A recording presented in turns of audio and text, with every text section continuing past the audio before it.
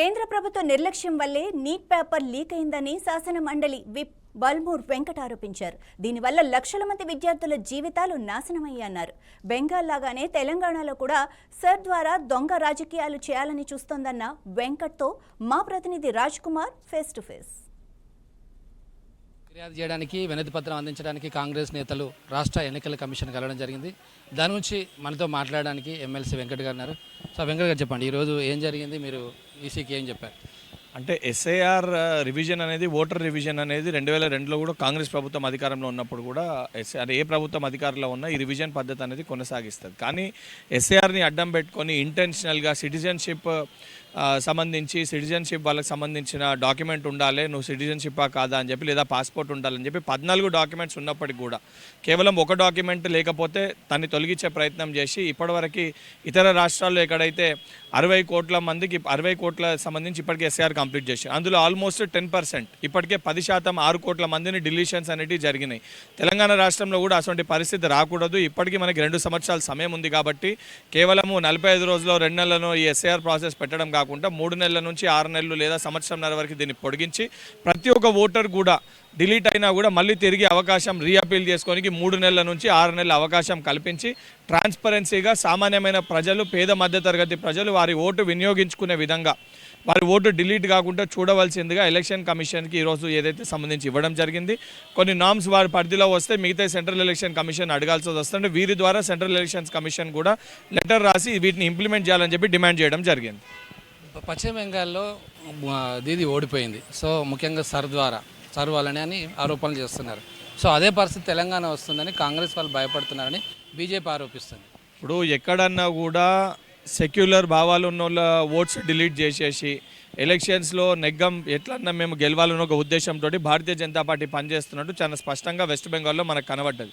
ఎక్కడన్నా కూడా 100% డెమోక్రటిక్ కంట్రీలో ఎవరికన్నా వాళ్ళ ఓటు వారు వినియోగించుకునే అవకాశం కల్పించాలి తప్ప ఇలా ఎస్ఐఆర్ని అడ్డం పెట్టుకొని వాళ్ళ ఓట్స్ డిలీట్ చేస్తామని ఇండైరెక్ట్గా భారతీయ జనతా పార్టీ నాయకులే అంగీకరిస్తారు.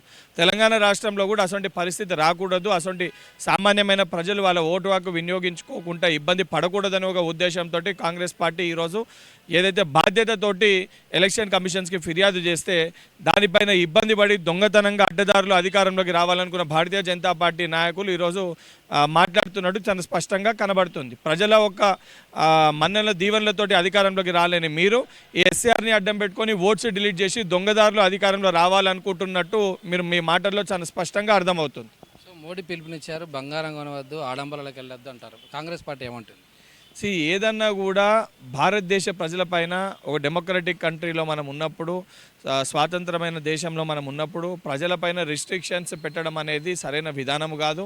నిజంగా మీరు తీసుకున్న ఒక ఫారెన్ పాలసీ విధానాలు సరిగా లేవు కాబట్టి ఈరోజు భారతదేశానికి పరిస్థితి ఎదుర్కొంటుంది. ఎందుకంటే ఎప్పుడు కూడా భారతదేశము వార్ జరుగుతున్నప్పుడు ఒక న్యూట్రల్ రోల్ ప్లే చేస్తుంది. ఇండియా కంట్రీ ఒక న్యూట్రల్ రోల్ ప్లే చేస్తుంది. కానీ ఈరోజు బయాస్డ్గా మీరు కొన్ని కంట్రీస్ తోటి ఇంక్లైండ్ అయ్యి యుఎస్ చెప్పిన విధంగా మీరు పనిచేయడం వలన మనకి ఎక్కడికి వెళ్ళైతే ఈ సంబంధించిన సరఫరా రావాల్సిన క్రూడ్ ఆయిల్ ఇవన్నీ కూడా ఈరోజు ఇబ్బందులు ఎదుర్కొనే పరిస్థితులు మనం ఎదుర్కొంటున్నాం. ఇది కేవలము కేంద్ర ప్రభుత్వం అవగాహన లేని ఫారెన్ పాలసీ విధానాల వలన ఈరోజు భారతదేశానికి పరిస్థితి వచ్చింది.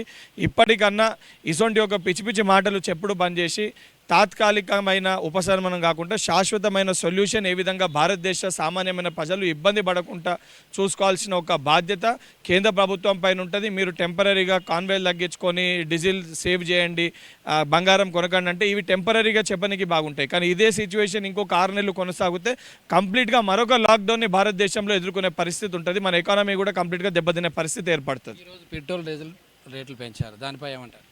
పెంచిన పెట్రోల్ డీజిల్ ధరలను వెంటనే తగ్గించాలి. ఒకవైపు క్రూడ్ ఆయిల్ రేట్ తగ్గుతుంటే పెట్రోల్ డీజిల్ ధరలు పెంచుతున్నారంటే అది ఏ రకంగా సామాన్యమైన ప్రజలపైన భారం వేసే ప్రయత్నం భారతీయ జనతా పార్టీ చేస్తుంది, కేంద్ర ప్రభుత్వం చేస్తుందో ప్రజలు ఇవన్నింటినీ గమనిస్తారు.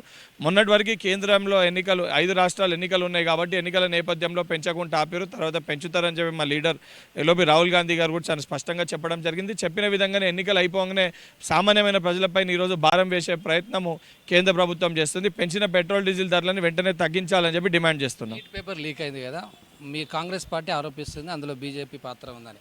కానీ బీజేపీ వాళ్ళు అంటారు ఇదంతా మాకు సంబంధం లేదని. చాలా స్పష్టంగా కేంద్రంలో భారతీయ జనతా పార్టీ ఉన్నప్పుడు లాస్ట్ టైం కూడా నీట్ పేపర్ పైన ఇదే రకంగా లీక్ అయ్యి పేపర్ క్యాన్సిలేషన్ అయ్యి మళ్ళీ ఎగ్జామ్ పెట్టి కోర్టుకు వెళ్ళి లేదు లీక్ కాలేదని చెప్పి ఆ రోజు కూడా ఇదే రకంగా తప్పించుకునే ప్రయత్నం చేశారు. మళ్ళీ ఈసారి కూడా భారతీయ జనతా పార్టీ రూలింగ్ చేస్తున్న ఒక రాష్ట్రంలో అక్కడ సంబంధించిన కొంతమంది నాయకులు ఈ పేపర్ లీక్ చేసి భారతీయ జనతా పార్టీకి సంబంధించిన నాయకులే ఈ లీకులు చేసిరని ఆధారాలతో సహా కూడా బయటకు వచ్చింది. ఏదైతే నిజంగా డాక్టర్స్ని ఉత్పన్నం చేయాల్సిన నీట్ ఎగ్జామ్ ఏదైతే భారతదేశ పౌరులను రేపు పొద్దున సిచ్యువేషన్స్ని కంట్రోల్ చేయాల్సిన డాక్టర్స్ ఇటువంటి ఎగ్జామ్స్ని పేపర్ లీక్ చేయడం అనేది చాలా సిగ్గుచేటు. ఇప్పటికన్నా దీనికి నైతిక బాధ్యత వహించి ఆ సంబంధించిన శాఖ మంత్రి గారు రాజీనామా చేయాలని చెప్పి డిమాండ్ చేస్తున్నారు. రైట్, ఇది సరుపై బీజేపీ కేంద్ర ప్రభుత్వం ఏకపక్షంగా వ్యవహరిస్తుంది. ప్రజాస్వామ్యబద్ధంగా ఓట్లను మార్పు చేయాలి తప్ప ఏకపక్షంగా చేయకూడదని వెంకట్ గారు అంటారు. కెమెరామెన్ సుధాకర్తో రాజ్ కుమార్, 9+ న్యూస్, హైదరాబాద్. ఇవి ఇప్పటి వరకున్న అప్డేట్స్. మరిన్ని అప్డేట్స్ కోసం చూస్తూనే ఉండండి 9+ న్యూస్.